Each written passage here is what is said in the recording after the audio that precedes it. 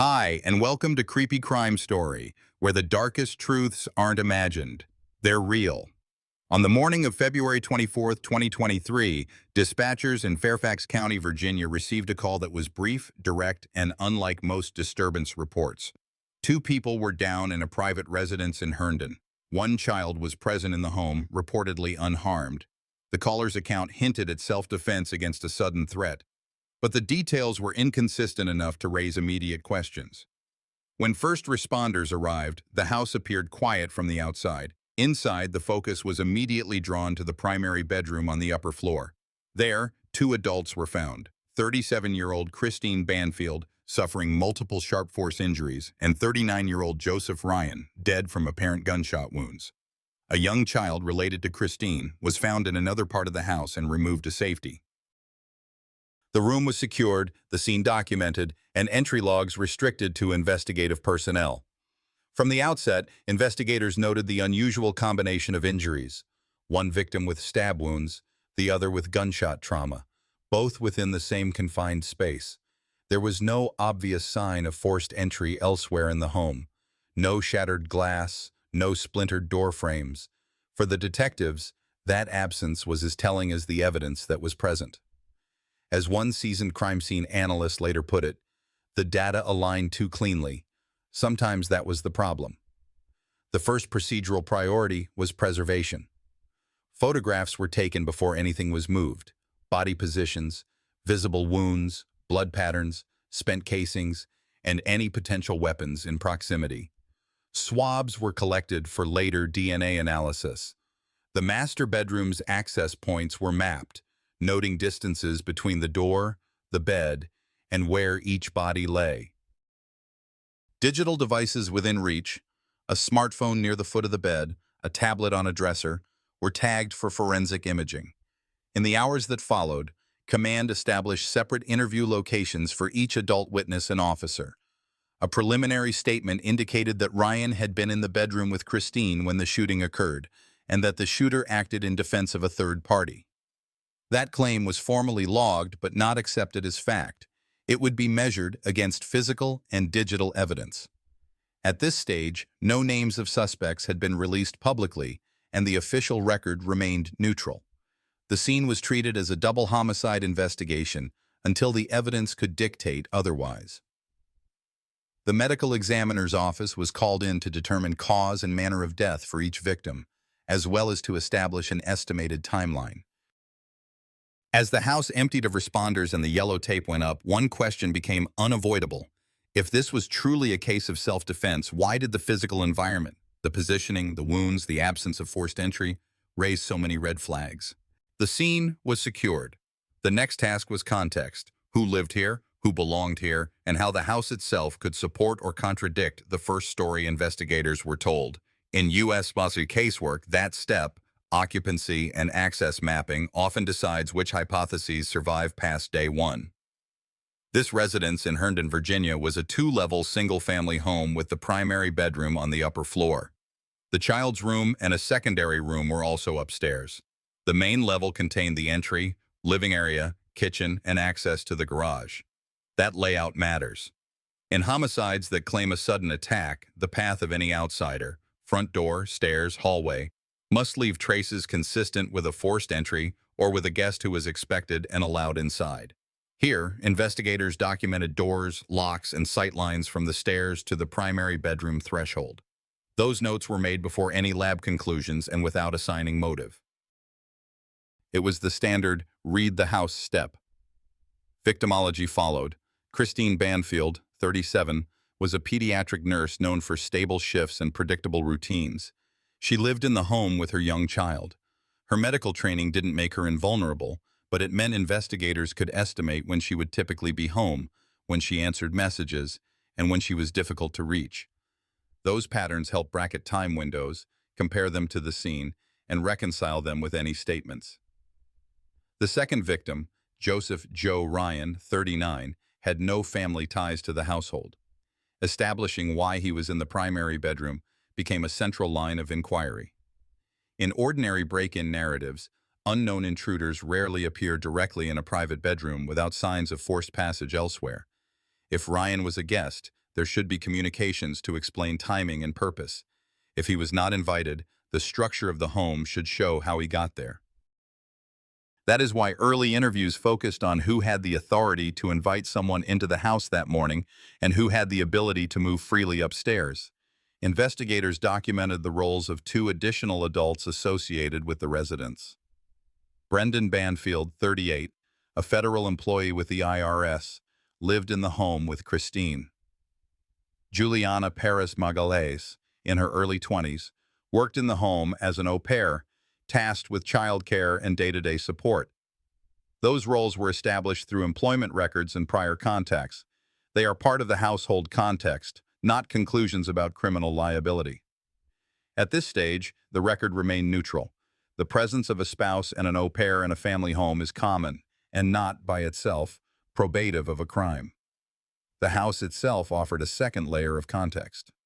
The primary bedroom sat at the top of the stairs with a limited approach that investigators could photograph and measure. If a person unfamiliar with the home reached that room quickly, it could suggest guidance or a prior walkthrough. If a person moved on instinct, the footprint pattern from entry to stairs to hallway usually looks hesitant, indirect, or exploratory.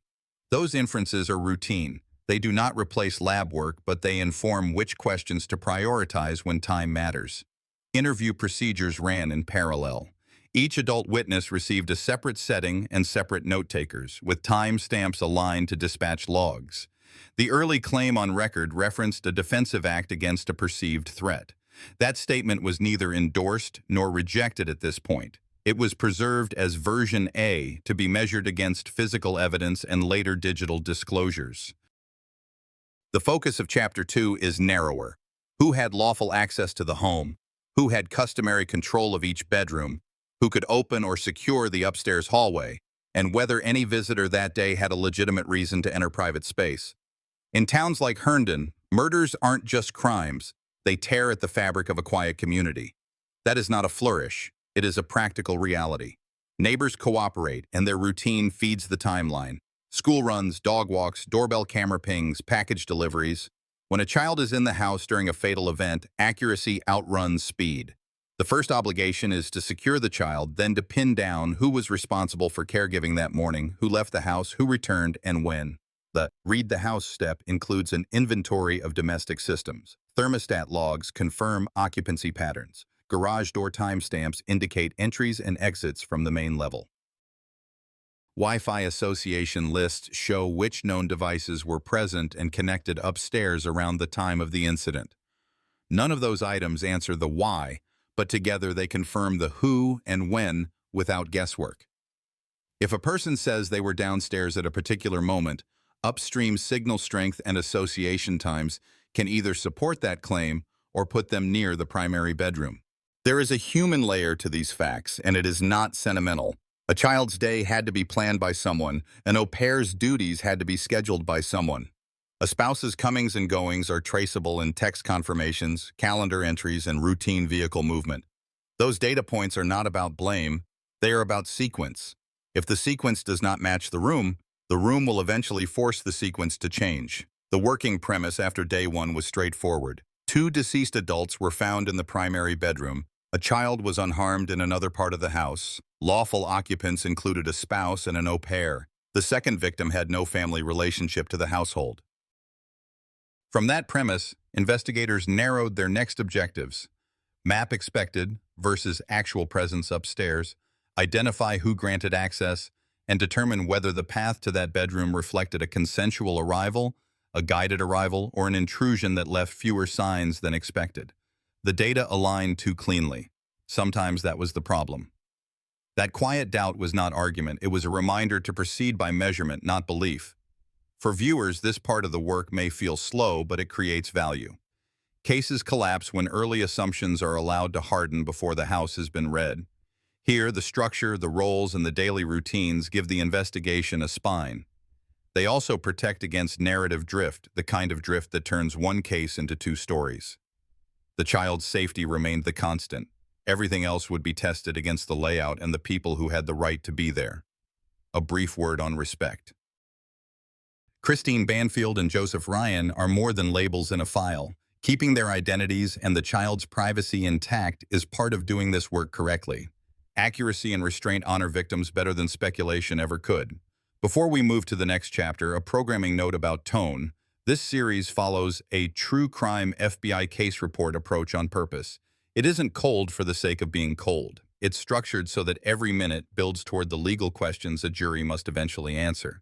If you've watched other content that felt like word soup, consider how different a case feels when each section serves one purpose and nothing else. We now have the household map. Next, the investigation will test that map against the room itself, not by repeating the scene, but by bringing in what the room actually measured. The house was quiet after the first wave of responders left. What remained was the methodical part. Lock the perimeter, control entries, and let the room be recorded before anyone tries to explain it. Crime scene work begins with discipline, not theories. A single access log was started at the front door and another at the top of the stairs. Everyone who crossed those thresholds signed in and out. Technicians in full PPE entered the primary bedroom and ran a standard shoot, wide establishing photographs, mid-range context shots, and close-ups with scales. Nothing was moved until the entire suite, the doorway, the bed area, the flooring, the wall surfaces, had been imaged in sequence. Laser scanning captured a three-dimensional model of the space, preserving distances between door, bed, and the final positions where each victim was found. Those measurements would later matter. Today, they were just captured and logged. A full sweep for trace followed. Alternate light sources checked for latent biological material and footwear dusting along the hallway. Gel lifts were taken near the bedroom threshold and at a short run along the upstairs corridor. Swabs were assigned unique barcodes and sealed on the spot. Bedding was packaged for lab serology and DNA. Any visible sharp-edged item or potential cutting instrument within reach of the bed was photographed and secured. Where a firearm discharge had occurred, spent cartridge casings and any recovered bullet fragments were mapped, marked, and collected. The purpose wasn't to interpret trajectory, that comes later, but to freeze the geometry of what existed before anyone touched it. Toolmark work addressed a question that had shadowed the first day. Was this a forced entry? Exterior doors were examined for pry marks, defeated latches, or fresh damage. Window latches were checked. Strike plates on the downstairs entries were photographed under oblique light. The early finding, documented in writing and images, was straightforward. No obvious pry damage and no newly compromised hardware at the common points of entry. That is a scene processing result, not a conclusion about consent or invitation, but it narrows what future explanations will have to account for. Inside the primary bedroom, technicians walked a tight pattern to avoid contaminating substrate that might preserve footwear or transfer patterns. The floor was scanned for impressions. Where dust or fine debris made patterns visible, they were lifted and sealed. Light switches, door handles, and the immediate electronics in the room, a smartphone on the floor near the foot of the bed, a tablet on a dresser, were photographed in place, powered down by instruction, and bagged for later forensic imaging. Items were not interrogated here. The goal was custody, not content. Device content lives in the digital corridor you will see later. Today it was about securing those devices with intact timestamps. The medical examiner's team joined the sequence. Pronouncement times were documented, then the bodies were examined in situ for position, visible injuries, and any immediate indicators that would inform transport. For Christine Banfield, the examiner noted multiple sharp force injuries. For Joseph Ryan, gunshot trauma. No in-room determinations of precise sequence were made. Body temperatures, rigor and lividity observations, and last known alive markers would be combined with EMS and dispatch logs later to bracket time windows. In a case with two deceased adults in one room, the window matters.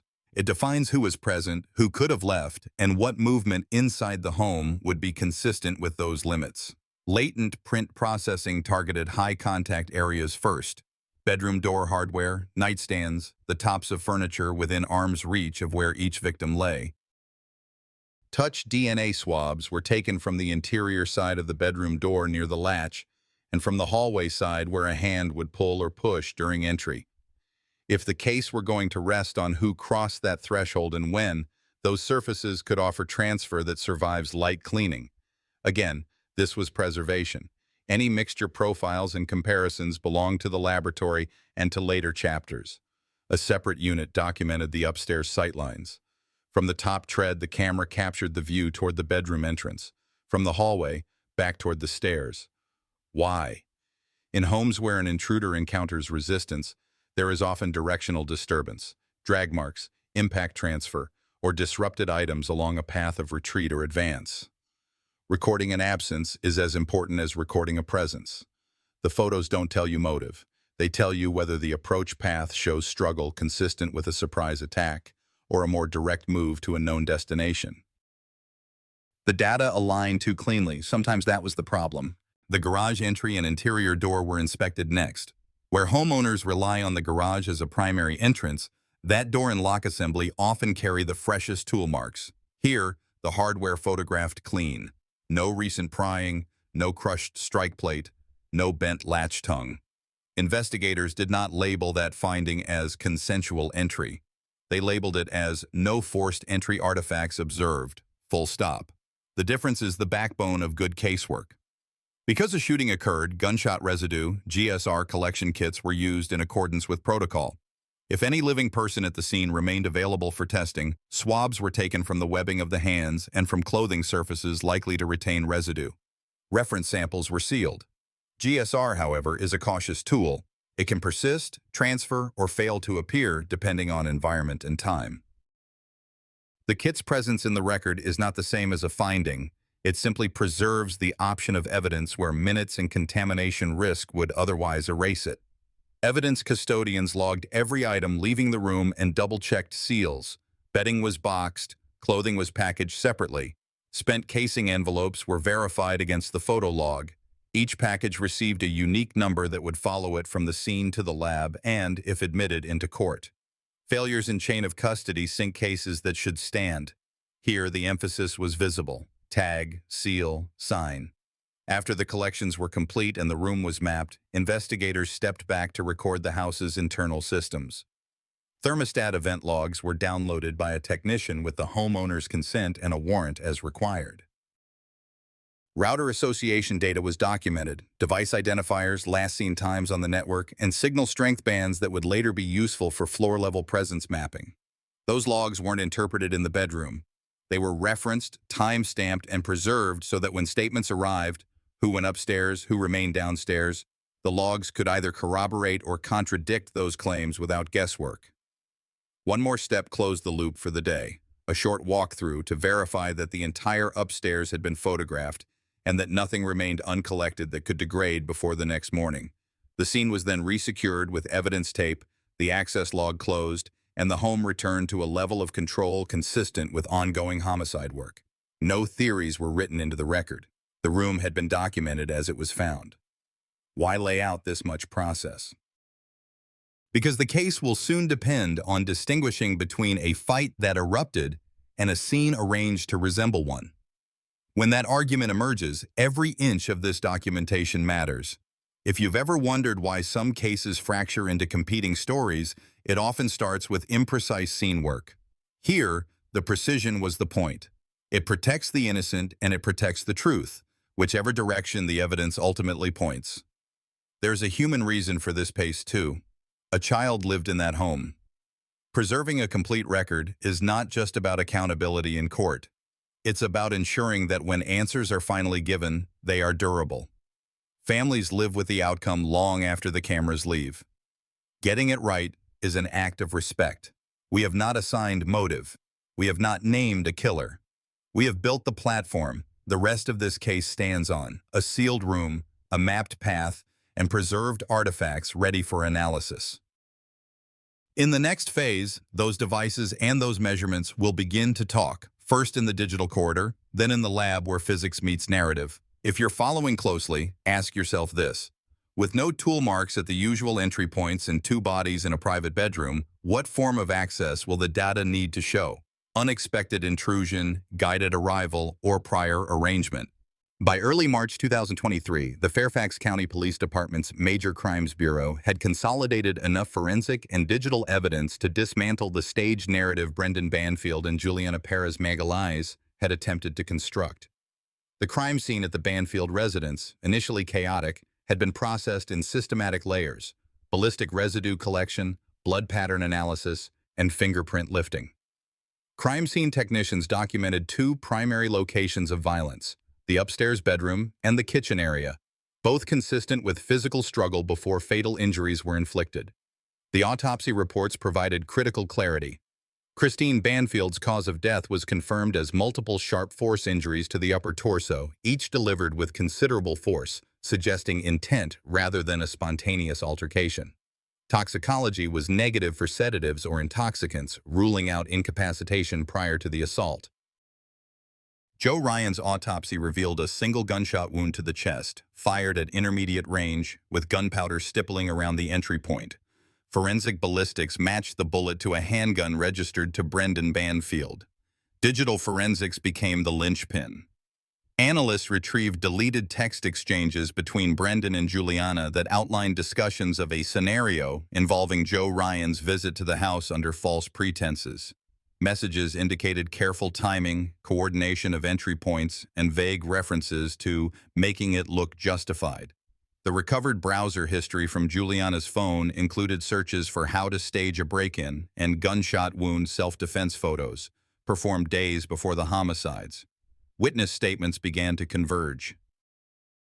Neighbors reported seeing Juliana arrive at the Banfield home unusually early on the morning of February 24th, carrying a duffel bag later recovered from the garage containing latex gloves, disposable shoe covers, and a change of clothes. A forensic examination of those clothes revealed trace blood spatter consistent with Christine's DNA profile. Detectives also obtained security camera footage from nearby residences. While the Banfield property itself lacked active surveillance, a camera across the street captured Joe Ryan entering the home at approximately 9:42 a.m. and Brendan exiting less than 20 minutes later, carrying what appeared to be a covered object roughly the size of a small firearm. This timeline contradicted Brendan's initial claim that Ryan had arrived unannounced and that police were called immediately after an altercation. With the accumulation of this evidence, the investigative narrative shifted from uncertainty to probable cause. Prosecutors prepared to file dual homicide charges against Brendan, supported by conspiracy evidence against Juliana. Her role was no longer framed as incidental. The coordinated planning documented in digital messages positioned her as an active participant in the lead-up to both deaths. By mid-March, law enforcement strategy turned toward leveraging Juliana's vulnerability. The Commonwealth's Attorney's Office anticipated that when confronted with the weight of evidence, she might consider a plea agreement in exchange for testimony against Brendan. Surveillance on both suspects continued, ensuring neither could tamper with remaining evidence or intimidate potential witnesses. The stage was set for a decisive prosecutorial move. What began as a crime scene with conflicting stories had, through methodical forensic work and digital reconstruction, become a tightly woven case. The next steps would determine whether the state could secure cooperation from one suspect to dismantle the defense of the other. By the fifth day after the murders, Fairfax County detectives had moved from broad evidence gathering into targeted forensic analysis. The Herndon crime scene was now a mapped grid in their case files, each zone cataloged with precise photographs, item numbers, and chain of custody records. The master bedroom, where Christine Banfield's body was found, showed clear signs of a violent struggle. Defensive wounds on her forearms documented in the autopsy matched the arc and depth of the stab injuries, suggesting she was facing her attacker in close quarters. The medical examiner's report confirmed cause of death as multiple sharp force injuries, with no evidence of hesitation wounds. This was not self-inflicted. Blood pattern analysis revealed distinct impact spatters at mid-height on the east wall, consistent with forward motion from an assailant standing close. DNA swabs taken from under Christine's fingernails contained a mixed profile, her own and one matching Juliana Perez Magalhaes. Across the hall, the spare bedroom was where Joe Ryan's body had been discovered. His cause of death was a single gunshot wound to the head at close range. Gunshot residue testing showed particles on both of Brendan Banfield's hands and a trace amount on Juliana's right sleeve, indicating her presence within the muzzle's discharge zone. Ballistics matched the bullet to a 9mm pistol recovered from the home's garage, registered to Brendan. Digital forensics became the next focal point. A search warrant for Brendan's phone uncovered a sequence of encrypted messages between him and Juliana in the days leading up to February 24, 2023. The messages used euphemistic language, references to the meeting and clearing the way, but the timing coincided precisely with Christine's known schedule. Investigators also retrieved a deleted calendar entry on Juliana's device for that date labeled "Drop off at 10, free rest of day," which fit the estimated time window of the murders. Further analysis of home security footage from neighboring houses showed Juliana's vehicle arriving shortly before Joe Ryan's, then leaving less than 30 minutes later, followed by Brendan's truck departing in the opposite direction. Detectives noted the tight sequence supported a premeditated plan rather than a spontaneous act. Witness statements added another layer. A neighbor told police she heard two loud pops, followed by silence, then saw Brendan pacing in the driveway. Another acquaintance recalled Juliana asking casual questions about police response times weeks earlier under the pretext of a true crime discussion. At this stage, the case narrative began to solidify. Brendan and Juliana's relationship provided the motive, their coordinated movements and overlapping forensic traces tied them to both deaths, and the digital communications established planning. Prosecutors now had a framework that linked physical evidence, timeline reconstruction, and human behavior into a single prosecutable theory. The investigative shift was clear. This was no longer a matter of reconstructing what happened. The focus had moved to proving intentional collaboration beyond reasonable doubt. By early October 2024, the Fairfax County Commonwealth's Attorney's Office had in hand a case file that reflected more than a year of coordinated work between local law enforcement, the Virginia State Police Forensic Laboratory, and federal technical support teams. At its core, the evidence linked the deaths of Christine Banfield and Joe Ryan to a planned and coordinated act carried out by Brendan Banfield and Juliana Perez Magalhães. The forensic pathologist's final autopsy report on Christine documented multiple sharp force injuries concentrated to the torso and upper body, with several wounds penetrating vital organs. The wound patterns were consistent with a close-range attack using a single-edged blade. Petechial hemorrhaging and defensive cuts on the hands indicated she fought back in the final moments. Toxicology returned negative for sedatives or alcohol, ruling out chemical incapacitation. Joe Ryan's postmortem report confirmed a single gunshot wound to the chest. Fired at close range, the projectile lodged in the thoracic cavity. Ballistics analysis matched the recovered round to a .45 caliber pistol found in the Banfield residence. Gunshot residue was identified on Brendan's hands, with secondary traces on Juliana's clothing consistent with proximity during discharge. Digital evidence recovered from seized devices formed the backbone of the premeditation theory. Investigators extracted a series of encrypted text exchanges between Brendan and Juliana from 2 weeks prior to the killings. In those messages, the pair discussed staging a scenario that would bring Ryan to the home under false pretenses and neutralizing Christine during the encounter. Metadata from a deleted calendar entry on Brendan's phone matched the date and time of the incident.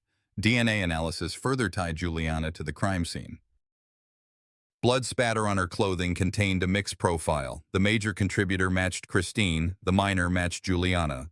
Luminol-treated areas in the main hallway revealed partial cleanup attempts, but trace patterns were documented and photographed before degradation. In recorded interviews, Juliana admitted to participating in the plan, acknowledging she was aware Brendan intended to kill Christine, though she characterized her role as assisting after the fact. The prosecution, however, considered her involvement direct enough to sustain a charge. Her October 2024 plea agreement to voluntary manslaughter required her full cooperation and testimony against Brendan, including details of the lead-up and execution of the plan. Brendan maintained his right to silence through counsel but faced indictments for 2 counts of first-degree murder, use of a firearm in the commission of a felony, and conspiracy. The weight of the physical and digital evidence positioned the case for trial in mid-2025, with the state seeking consecutive life terms.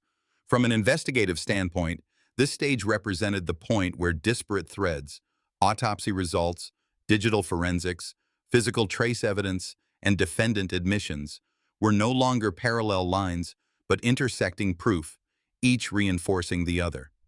Detectives were confident that the case narrative was now legally and factually cohesive, able to withstand scrutiny under cross-examination. By late 2024, the Banfield homicide investigation had transitioned from active evidence gathering into a coordinated prosecutorial phase. The Fairfax County Commonwealth's Attorney's Office worked with lead detectives to ensure that every exhibit, physical, digital, and testimonial, was organized into a cohesive evidentiary narrative. The aim was to prevent gaps or contradictions that could undermine the case during trial. Court records show that on October 18, 2024, a series of pre-trial motions were filed.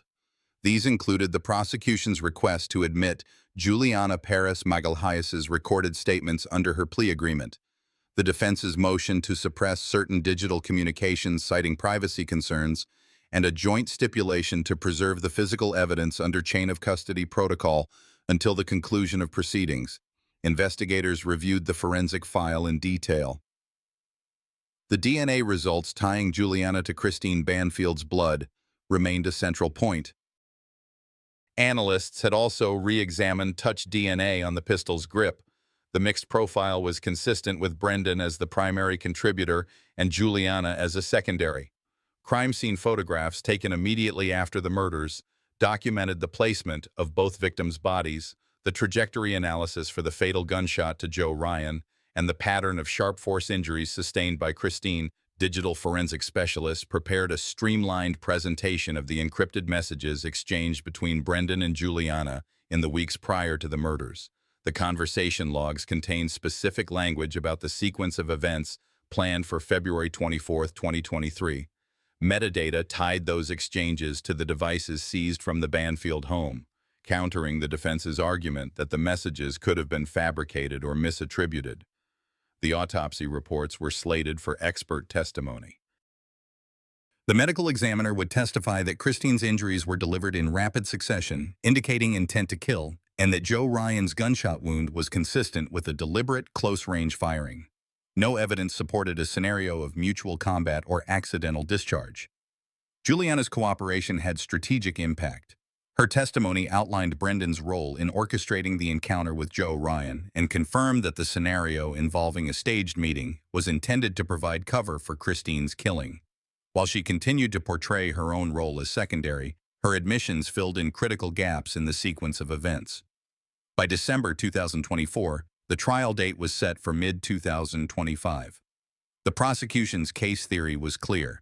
Brendan Banfield acted with premeditation in both killings, aided and abetted by Juliana, whose plea agreement reflected her cooperation but also her culpability.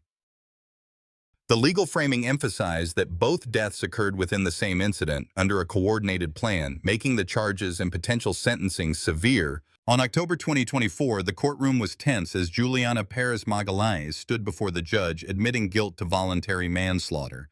Her deal to cooperate with prosecutors painted a clearer picture of the events of February 24, 2023. A calculated scheme, rooted in deception and self-interest, that ended with 2 lives violently taken.